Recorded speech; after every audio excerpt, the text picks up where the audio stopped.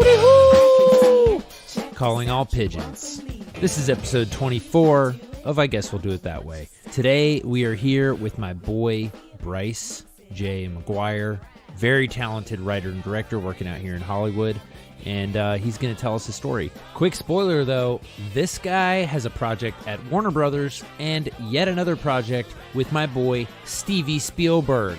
I Guess We'll Do It That Way is presented by Mama Bear Studios. Mama Bear's mission is to create entertaining works of art that explore our humanity. Here's episode 24. How's his voice now? Hello, Bryce McGuire reporting for 39.7. Okay. My goodness. How we doing? Oh, there you go. Okay, got you. I feel like I've died and gone to heaven. I got two handsome men talking to me. Their resonant voices coming right through my headphones. John, it's beautiful. You have no idea how I look. Please do not presume that I'm handsome. Everybody calm down. No one's handsome. Everybody just shut up. Actually, Your John, voice is handsome. Can you please describe your physical appearance in detail? Because I want to, Sure. I want to imagine you. Yeah, absolutely. I understand that. I've just had this just gonna be voice in my honest. head for so long. I just want to Sure. put a picture to it. Well, first I've got to describe my surroundings. Right now I'm on a soiled mattress. Ooh. I haven't left this mattress for 6 or 7 days. Why, John? What's keeping you there? I weigh about 457 pounds. Last time I was weighed, it was on an animal scale. An elephant scale. I feel so honored to be talking to you guys, though, honestly, because the truth is, I think I might be the only one of the three of us that's actually listened to an episode of this podcast. I've listened to 3 episodes, Isaiah. I resent that. Which ones? Did you start at the beginning? I listened Not to possible, episode. or you wouldn't be here. No, I did. I listened to episode 1. I listened to part 3 of Isaiah is freaking out unnecessarily, or whatever that was called. What was that called? Isaiah. Probably a better title than we gave it, sheds his but dick. okay. Yeah, I don't know. Isaiah. Sorry.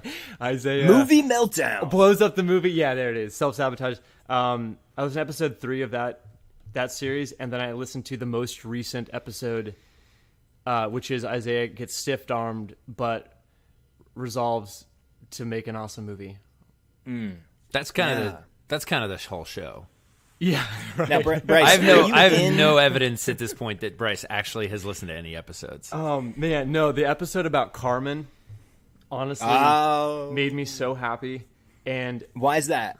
well, John, I also was raised in a very insulary, Hold on. small Christian community, so I know all about Adventures in Odyssey, McGee and Oh, Me, yes. Carmen, Assault of the Hi, Singing I'm Sandra. Chris. Hi, I'm Chris. Hi, this is Chris. Yeah. 4GB, HD3. What's the name of the? It doesn't matter. Remember the address does at the end? matter. Like you have to like mail in your like fan Oh, mail to the Colorado address in Springs, Canada. Colorado. Yeah, which is where I lived for a time. Oh, really? Yep, dude. Me and Dr. Dobson just palling out fishing in his bass pond. Rude. All right, Yeah, you two silly. lovebirds. We're getting ahead of ourselves. Okay, We still haven't introduced Bryce. you're 500 pounds, very sexy. No. We got to introduce our guest, then we can talk about John. Our guest today is a guy named Bryce McGuire. As I like to call him, Bruce. Bruce the Patriot. He's John. Bruce McGuire here was actually named by myself after the patron saint of this podcast, Bruce Springsteen.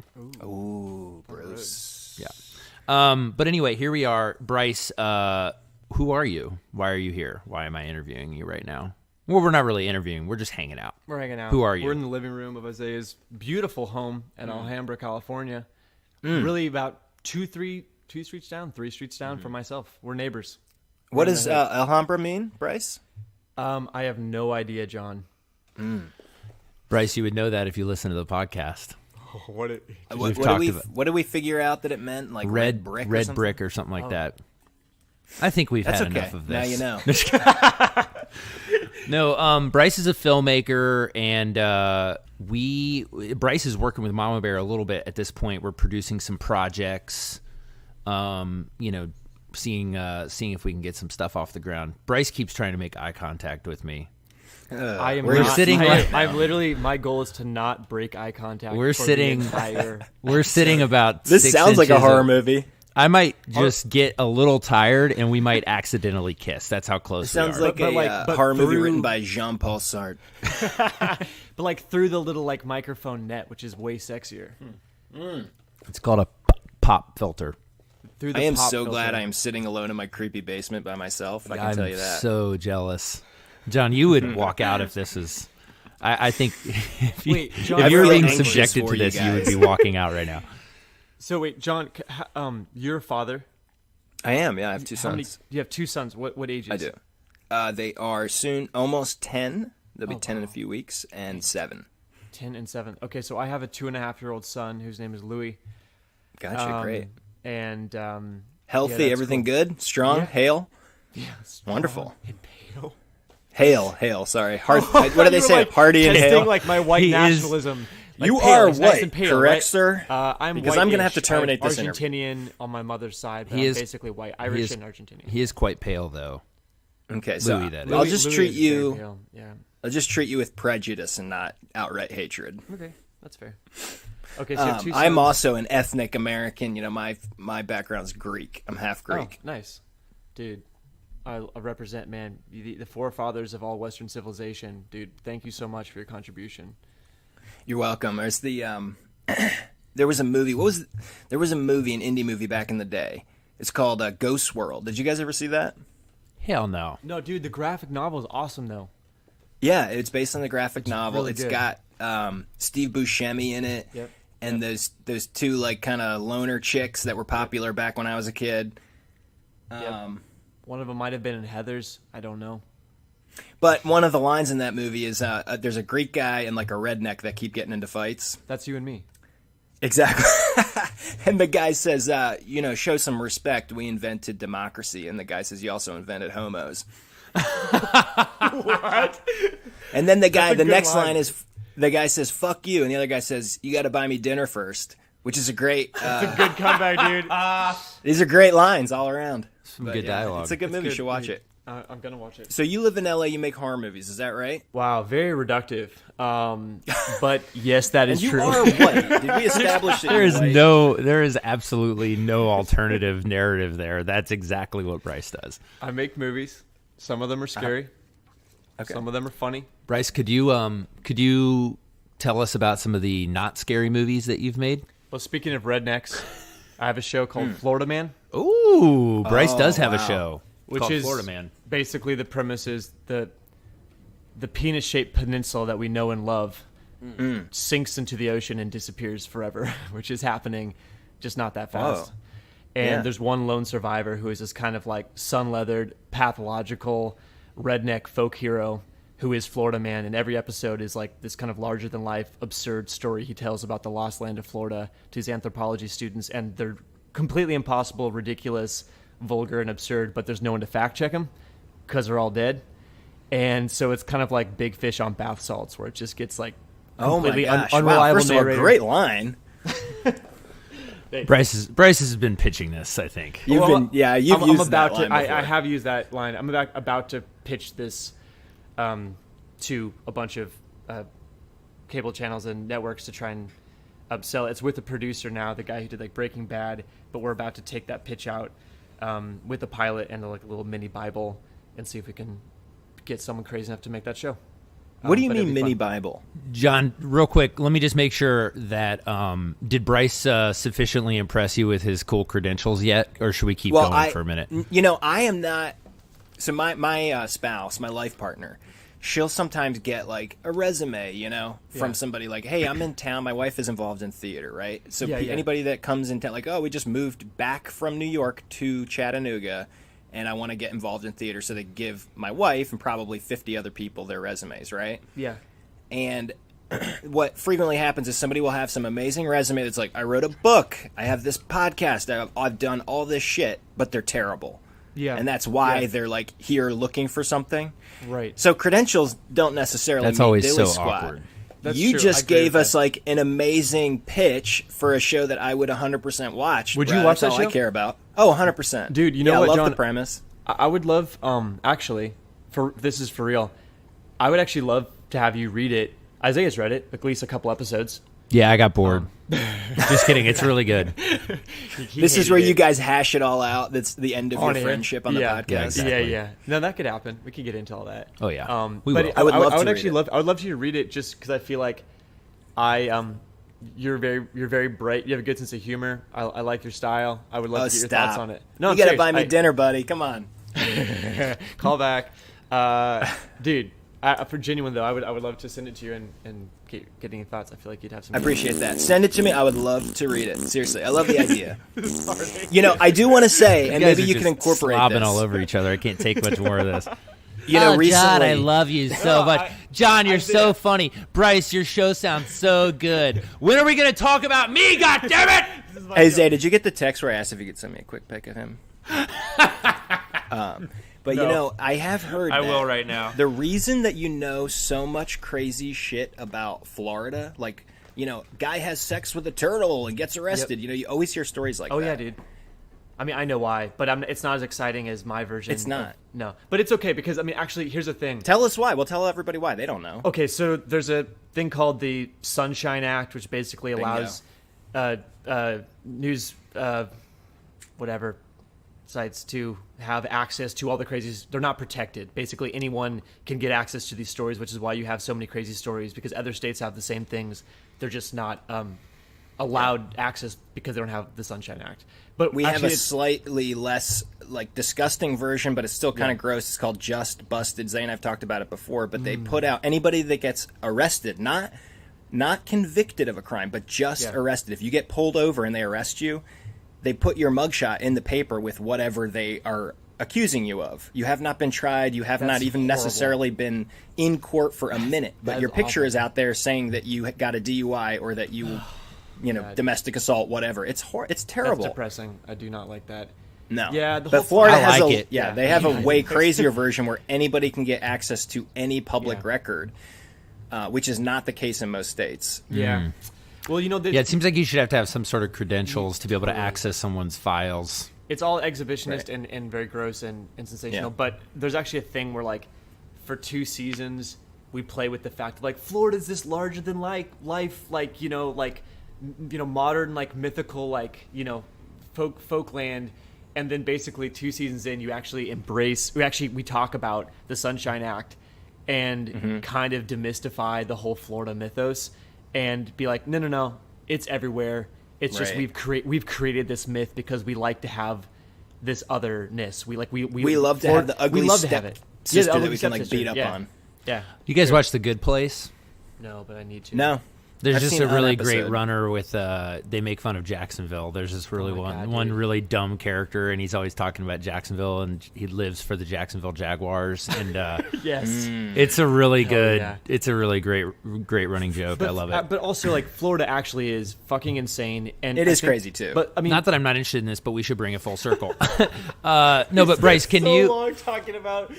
This is great. I love this. Bryce, can you kind of go back really quick? Yeah. Prepare to be interrupted. I'm gonna tell you, like, dude, I'm bored. Yeah. Tell us your path, how you got here, and what you're working on, all your exciting projects. Yay!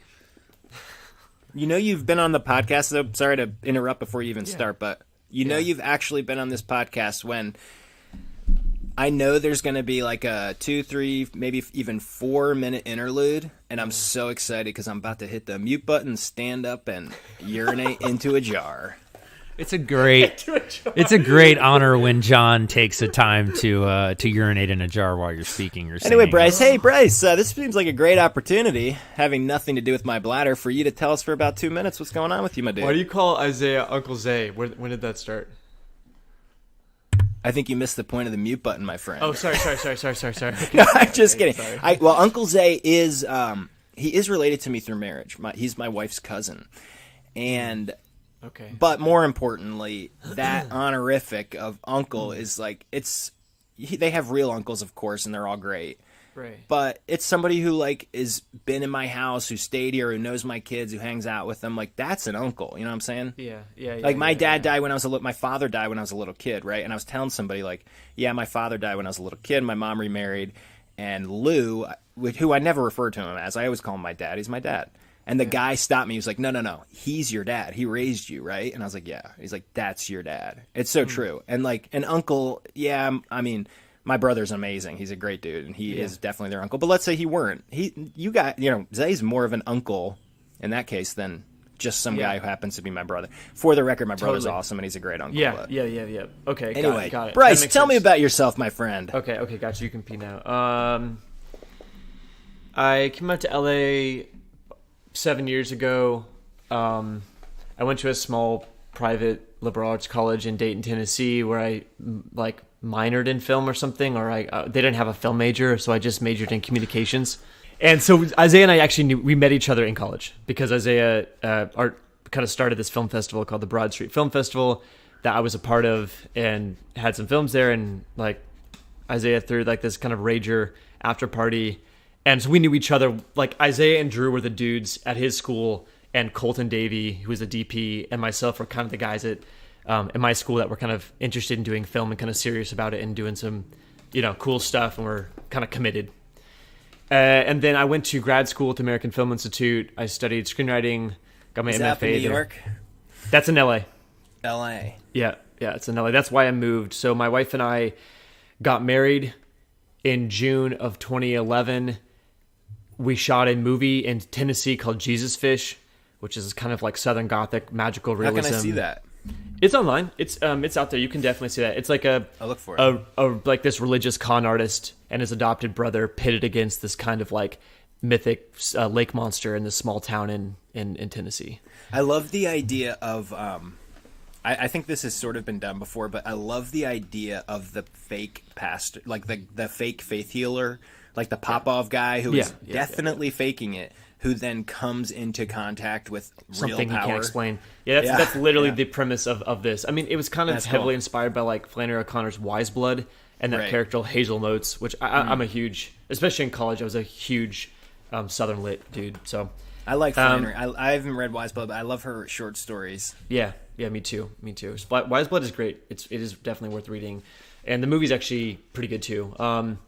But made that film, and literally we drove off of set at 5 a.m. in the morning with everything we owned packed in a tiny little shitty gold Saturn from 2001, like that was just so small, and everything we owned in our entire lives were crammed into this little 4-seater Saturn, and we drove across the country very quickly, and the next day I started grad school.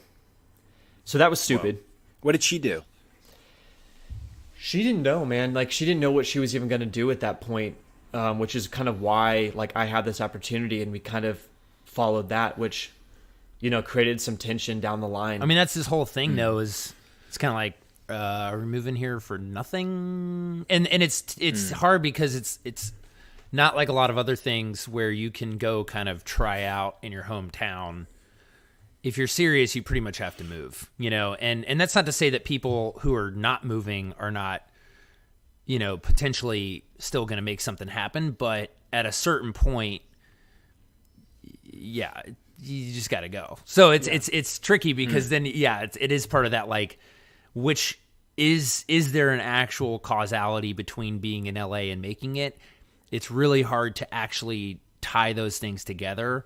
But at the end of the day, it's really hard to deny that there's not some sort of correlation between them. Yeah. Well, I mean, it's almost more in that kind of chaos magic way. It's like you are acting upon your ambition. And by doing that, you manifest opportunities, networks, relationships. And the lack of ambition, whether you're here or anywhere else, is a prerequisite for not making it. Is you know what I mean? Like the things that you need to do it are the things that lead you to be like, well, John, you were talking about this, like, who was living in the house that I'm in right now in 1910? Right. That is some crazy people. Yeah. I mean, you got to be crazy to move out here in the 1800s. That's nuts. Right. Yeah. True. And I mean, it was a big gamble. Because I remember, like, realizing, but, like, you're a kid, you're a 21-year-old kid, so you're looking at that student loan debt number, and you're viewing it as an abstract concept and not thinking about how that's going to affect your credit down the line and your inability to buy a house, to get your head above water, 10 years, 20 years in the future. You can't think that far. You're just focused on like, no, I want to like AFI is at that year in the Hollywood Reporter, it was ranked the #1 film grad school in the world. And so I was just like hyped out of my mind to be like accepted in that program. And honestly, like I don't even quite know how that happened coming from a tiny school in Tennessee. So Bryce, you went to AFI, you were super excited about it, and then you got out of school and you immediately started getting hired for super, super fancy screenwriting jobs, and you make a shit ton of money. That's the basic narrative, correct? Exactly what happened. Just immediately, people just started just shoving money. Like it's weird how it happens. It's like when you come out for the Gold Rush, you're just like, here's your nug. Yeah. My dad. I'm helping my dad build a house down here right now. That's cool. Does it have a trap door?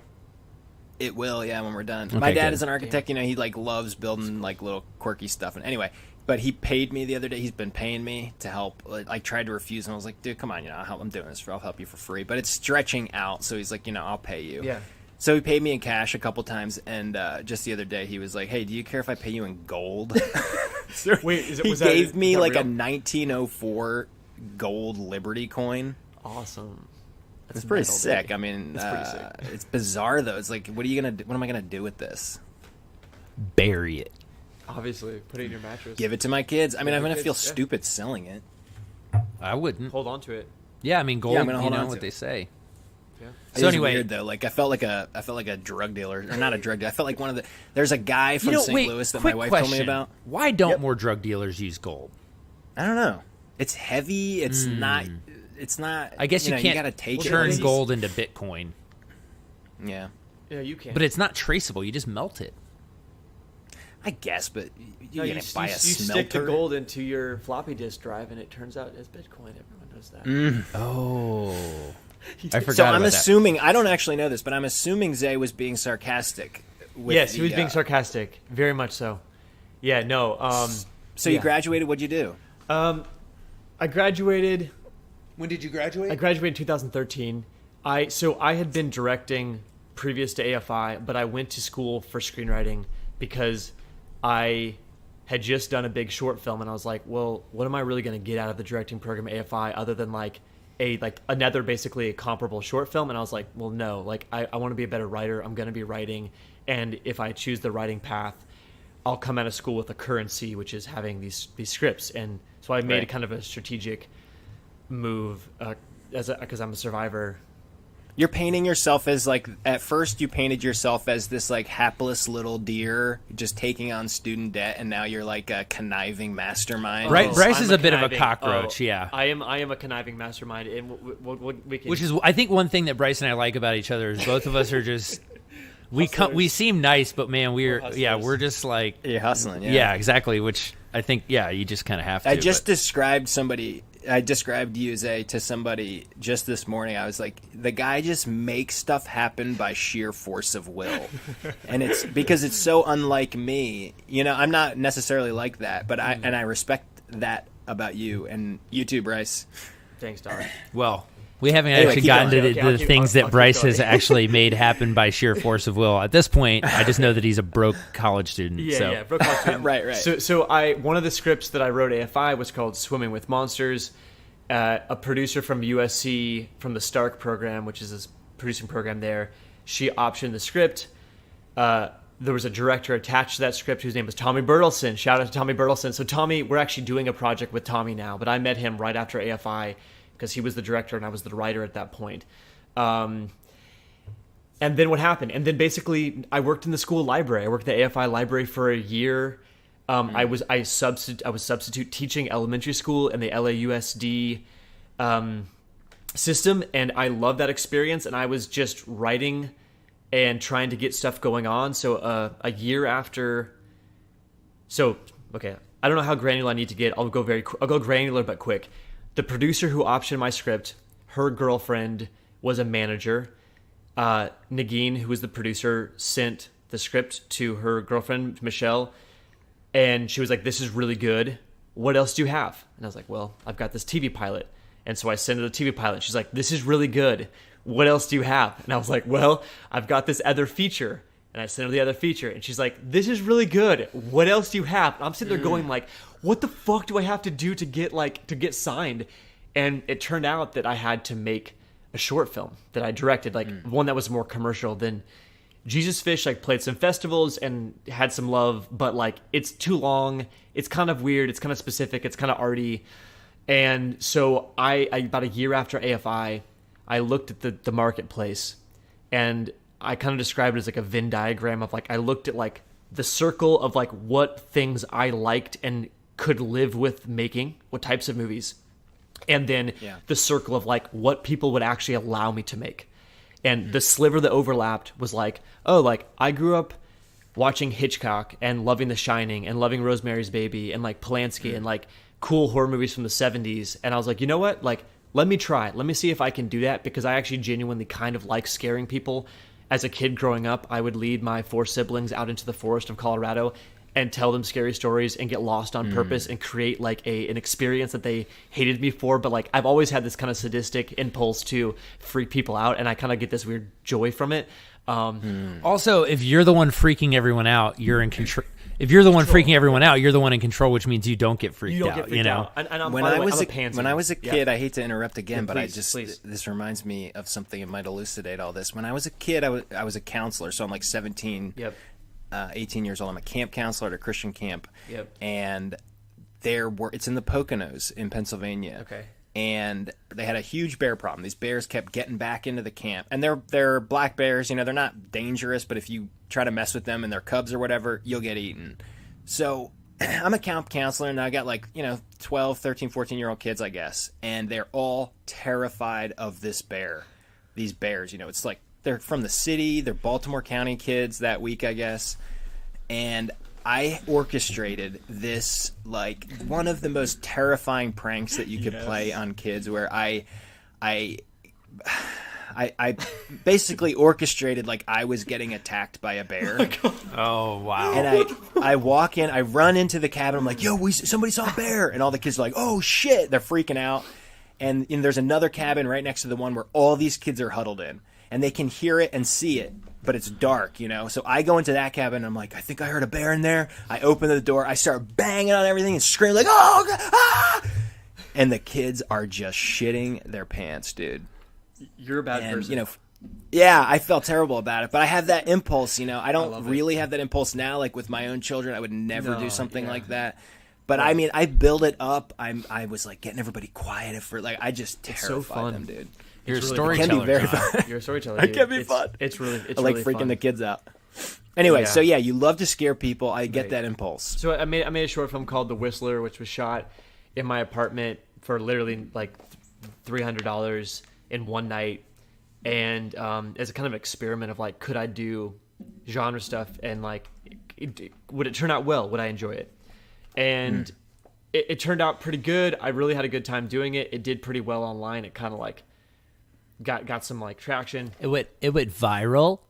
Did it really? Bryce, did your video? Oh, it did go viral. Okay, not really. Like, I mean, it got. What is viral anyway? It doesn't matter. I don't know what the threshold is, but like it's like people watched it. It got watched. Yeah, it gave you a fever. Gave me a fever. And so I basically sent that. Got Bryce. Sorry, go ahead.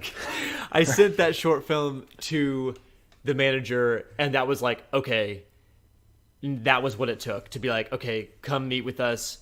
And the guy I met with was the guy who produced Juno and Thank You for Smoking, and it's Jason Reitman's producer, Mason Novick, and he was like my manager, and this woman Michelle.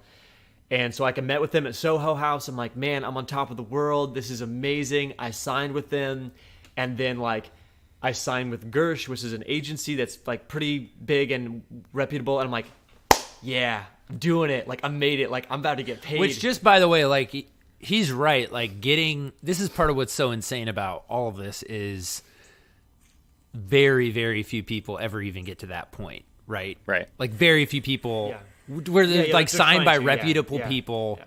I'm just saying the number of people trying to do it versus the number of people doing it. Already, there's a huge cutoff point. There's a huge cutoff point. That's what I'm trying to say. And I felt like that was a huge accomplishment. And I realize now, like, it was a necessary step, right? But it didn't change my life, like, at all. It was a huge accomplishment the same way that playing in, like, the McDonald's all-star team is a huge accomplishment, but like we've all seen Hoop Dreams, and that doesn't mean that you go to the NBA. Yeah, you know what I mean? Like living. Yeah. And so basically that happens. Cut to like the next year and a half. I'm teaching. I'm actually like I've become like a full-time kindergarten teacher. Oh no. Which was honestly kind of amazing. Like I really love those kids, and that was actually a very gratifying experience. But of course, I'm like, it's humbling. Like I'm not. That's not what I moved out here to be doing. And with which each, I got signed. What am I doing? Yeah, like what am I doing? And like the kind of disconnect of like what I'm doing when I'm not teaching and what I'm doing when I am teaching. And then every year that passes after AFI, you start to feel like the heat turn up. Like the pressure start cooking, and like financially, and like my wife is working jobs that she does not want to be working. She's making tons of sacrifices. She's getting very stressed out. There's, I won't get into all this, but there was things that kind of like that fell through that I thought were going to happen. I got screwed by a producer that I did a bunch of free work for adapting this novel. And, like all this stuff starts happening, but all the while, like I'm making more short films. I just keep making stuff. I made this short film, Night Swim, and I made this short film, Soon You Will Be Gone, which is a sci-fi film that I adapted the short story of this kind of well-known novelist and like screenwriter named Harlan Coben. You actually might know him. His name is Nick Antosca. He does that show Channel Zero on Sci-Fi Channel. He's like the creator of that show, and he like wrote a Friday the 13th movie. He was a writer on Hannibal. So like but he was like a Yale graduated novelist that had like all this like literary cred, but happened to like love horror stuff. So he has like, he's like the most like art house intellectual like horror guy out there, and everyone like respects him. And he like wanted me to adapt his short story. So I was like, that's amazing. Like he's kind of doing what I feel like I could be doing or want to be doing. So I adapted that short story for Nick, which is a great experience. I'm very proud of the short film. But it got sent around town and got me a lot of meetings and help. It was very helpful, but it never got released publicly for a variety of kind of political reasons. Trump. Don't out me. Yeah, it Trump starred in it, and he didn't like the way he looked in the cut, so he kiboshed it. We all make mistakes. I've hired Harvey Weinstein 3 separate times. I keep thinking he's gonna get his shit together, and then he keeps messing me up. It's this time 7 times 77, man. Yeah, exactly. Get out that great. Okay, we're getting too granular. I made a bunch of short films, whatever. No. This is actually fascinating. I think the process of like what is a career in filmmaking, like this is a thing that people don't know. Like, you hear a guy, the director that you like. Well, how does that guy even exist? Where did this guy come from? You don't hear about the failures, the guy teaching kindergarten. Or if you do, you hear about it 15 years later, and the entire period of failure. Maybe even if it was 7 years, 30 years later, 7 years just isn't that detailed when the other 23 years are like you killing it. You know what I mean? And the guy, it's so hard to listen to the guy flying on the private jet chomping a cigar like, I used to teach kindergarten. Like, okay, man. Cool. Yeah. I mean, and the thing throughout this whole time period Isaiah and I have this friend and kind of mentor, his name is Scott Teams, and he kept telling me like, look, every year run a diagnostic and look at your year and see if there's measurable progress. And I kept looking at my year being like, man, like I'm not making a living, but I am having measurable progress. Like I'm making short films at a higher level with more reputable established people. Like I'm taking more meetings. And then basically a kind of a turning point was we found out we were pregnant, and it was a surprise. But we've been married for 5 years, but it's like we're also not financially like salient at this point. We're just kind of scraping by the best we can. Like we're living, but it's like we don't feel like we're stable enough to introduce another human under our responsibility. And then that happened, and I was freaking out, and I was honestly like in complete denial. I was on this TV show. I was on this TV show called Face Off, which is on the Sci-Fi Channel, and I was like a guest director. I was directing a short film with these special effect makeup artists, and like I was like on 2 episodes. I was on the season finale for 2 episodes, and I was like the up and coming horror director, like that comes on board and like creates this monster, and like this makeup artist has to deliver my vision. And basically in the cut, you're sounding like you're mocking it, but that sounds sick. And I'm proud of you. I am mocking Seriously. it, but it actually was a really fun experience. It was like I did like this like sounds cool. 1920s period piece horror film that was like my version of There Would Be Blood, if by drilling into the earth with it, by their kind of untethered ambition and greed, they unearthed an ancient ground dwelling subterranean creature because they my gosh. I want to see this movie. Hold the phone though, it dude. exists. I got that phone call I told you about, Zay, this Yep. morning. My lifelong friend. We do not have time to talk about this today because it's a longer conversation. I don't want to bore Bryce about. Yeah, Not bore him, okay. but it's just a different conversation. But part of what he wanted to talk to me about was Agartha, which what's is that? the idea of the civilization in the Hollow Earth, Oh, interesting. which is sort of what you just alluded to. Yeah, I mean, he wasn't telling me like drop everything and let's go there. We were just talking about it like as a concept, and also we talked about chaos magic and all this other shit I that love we've it. talked about. It's just bizarre that you brought up that like exact concept Well, that I you and I were talking I about. want to this know morning. more about Agartha. And We'll get there. We'll get there. But anyway, so I was doing this short because film. let's just really quick Yeah. Zay interlude. Yes. We still haven't gotten to the point where Bryce has done anything interesting enough to talk about on this show. Sorry. I'm totally You can edit all of this. You can But totally neither have kidding. I, I'm Zay, totally and kidding. I'm on totally this kidding. podcast every week. No. I'm totally joking. I actually was saying that completely as a joke because I actually think typically this is the part that doesn't get talked about on Yeah. these types of podcasts, and it's like, oh, great. That, like we just said. So I was actually making a total joke because I think if anyone is bored, sorry, but like to me, this is exactly the kind of stuff we want to be talking about because it's like otherwise it's not. Yeah. Anyway, so If anyone's Bryce, bored, fuck you. I'm not sorry. This is my life we're talking Bryce, about. we don't say the F dare word you, at folks. our audience.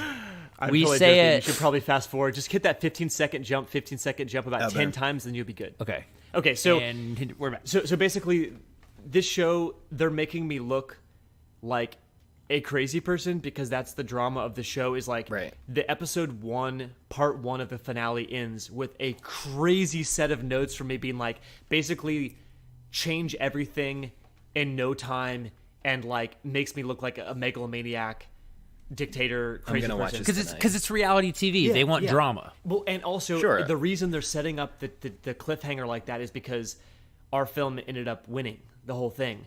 So they want it to look like, oh, how is he ever going to recover with this crazy director? And that was This guy's such a mess, but he pulls it out. he pulls it out. So this is all going on. That's I'm crazy. stressed out of my mind.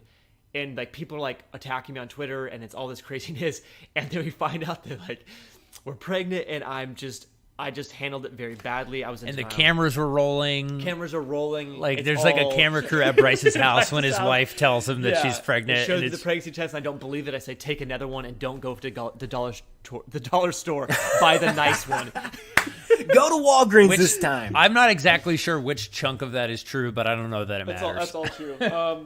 And anyway, here's the thing. That happened. I reacted badly, but that did mark a kind of a cosmic turning point where directly after that, I was hired to be in this writer's room for a production company that made like Wanted, that Angelina Jolie movie, and Abraham Lincoln Vampire Hunter, and Unfriended, and Ben-Hur, like this big Russian-American production company. I was hired in a writer's room with 5 other writers to break story and write treatments and build out concepts for ideas that they... What does break story mean? Basically, like they have like the rights to a novel that they own, and then a bunch of writers sit around and talk about how it could be a movie. Or they have like a one-sentence pitch of like, a girl like live streams her exploration of an abandoned asylum, and you're like, how would that be a movie? And and then we would like write treatments to try and flesh that into like movie structure. It's John.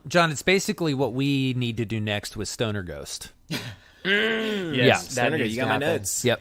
I'm a huge advocate for that project. You think Stoner Ghost has got some juice, huh? do. I think John, I want to take a quick beat and share something. All those who listened to last episode will remember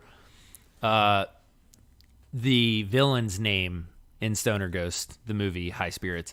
John texted me this morning at about, pretty early my time. He said, bro, I know you think I don't do any prep work, but every night before the show I make some notes, extensive, serious notes for the next day so I can hit the ground running and really execute a stellar podcast. Yes. And then he sent me a screenshot of his notes. It says, Big Lou Diabetes commercial in all caps. And then Beelzebub. Jokes? ... Question mark. Those are his notes.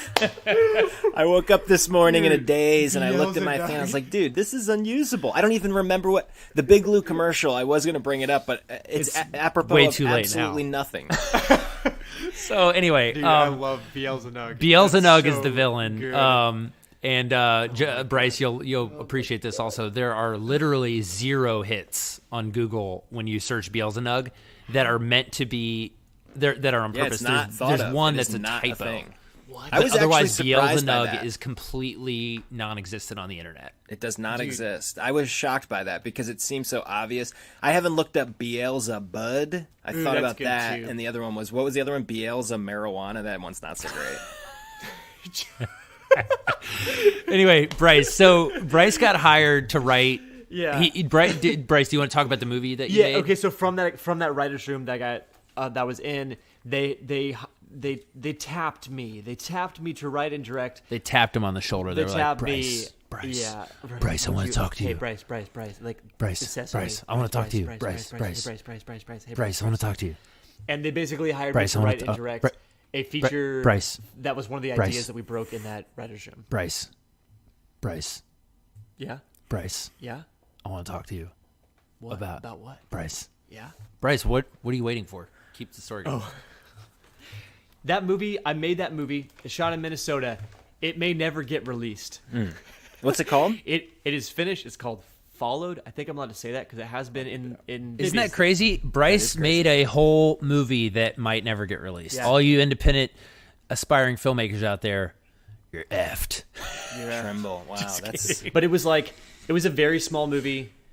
That was the log line that I just pitched you, which was, it's all done on a phone screen. So like the screen is the reality of the movie. So we're seeing text messages and Google searches and Google map shit. And it's through a teenage girl's phone who's an aspiring viral star. And she live streams her exploration of an abandoned mental hospital to get famous, basically to get people watching. And as she goes deeper and deeper into the building, the number of viewers rises and rises and rises to like near 1,000. And they're all like egging her on, being like, go explore that creepy hallway, go down to the basement, do this urban legend at the elevator on the 4th floor. And she's kind of being coaxed into it. And what we great find out idea. the midpoint is that the people that are communicating with her via the live stream are actually all dead. Yeah, they're all ghosts. That's that a have great idea. Passed over the years, and they're communicating through the technology, and they have a sinister intent for luring her into this. So that's the kind of, it's a high concept idea, and I had a good time. I had a really good experience doing it, kind of until post. But yeah, it's over. that sounds really cool. Yeah, dude, and who knows? It might see the light of day at some point. But that was I hope my it first feature, and I got paid to do it, and I was like, felt like, oh my gosh, like I'm supporting my family. But then as post stretched on and on and on, the money that I made to do that got thinner and thinner and thinner, and yet I still had an obligation to finish the movie, and they just wanted more and more and more out of it, and it became a very stressful and tumultuous thing for me and my marriage.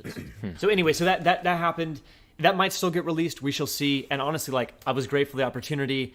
I had a good experience with the producers. I'm not bad-mouthing that. Like, I needed that to happen. But the reality was that was last year, and we finished at the end of October. And by December, we took a 6-week trip away from LA, and we're very seriously talking about leaving and moving back to Tennessee, or moving to Oregon, or moving back in with like parent. Like, we were literally like, we're desperate for a job. We don't know when the next thing is you're going to get paid on. There's all these in the background. So in the background, Florida Man had sold to Sundance. I got paid to write 6 episodes, but I was writing those while I was in post on the feature. And like, that was great, but it was a very small show. It was like a short form show. So there were like 10 to 15 minute episodes, which means that you don't get paid a lot for that. It was an amazing experience. It developed that whole show. And I just found out that fall, like right when the movie ended, I found out a couple weeks later that the show was not greenlit. And I was convinced, I was sure the next thing I was going to be doing after the feature was going to Florida for 3 months and shooting Florida Man, which would have been so freaking awesome. Like, that was like my passion project. That was so personal to me. And then I found out that like AMC they thought it was too ambitious and too crazy, and that we couldn't do it for our budget. So they crushed it. And And I was like, well, now what do I do? Like, I don't get paid now to direct those episodes. What am I going to do? And we were in this kind of crisis of what's next, and is this even a sustainable career? We were coming off a very stressful time finishing that movie, and we're like, we don't know. Like, we don't know if we're going to even keep doing this anymore. Yeah. So on that cliffhanger of a note, I think I'm going to end up splitting this episode into 2. So You don't say. That's Sorry, what we guys. always do I'm now. no, so we sorry. do that. No, we do it all the time. It's fine. So what I'm going to do is, well, we're going to end it. We're going to end it right here. We're going All right, see you guys in to, hell. Bryce is going to I'm play heaven. us a quick song. And after he plays us this song, we're going to come back and we're going to release that next one in a few days. Bryce, can you play us out? We were still in our teens.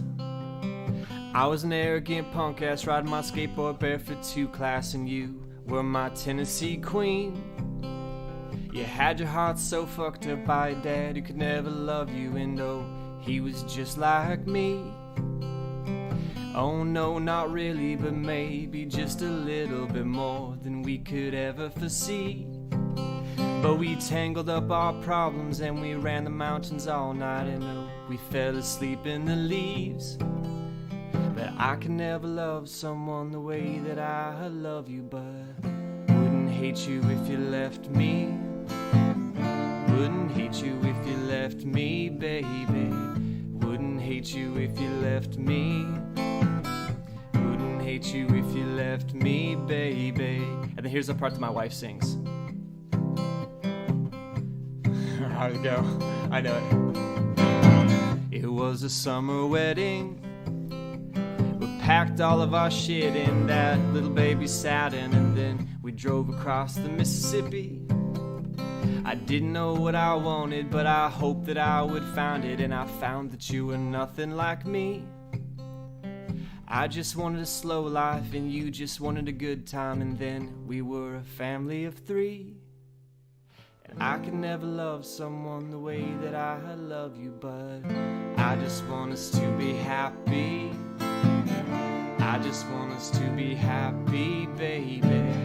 I just want us to be happy. I just want us to be happy, baby. I just want us to be happy. I just want us to be happy, baby.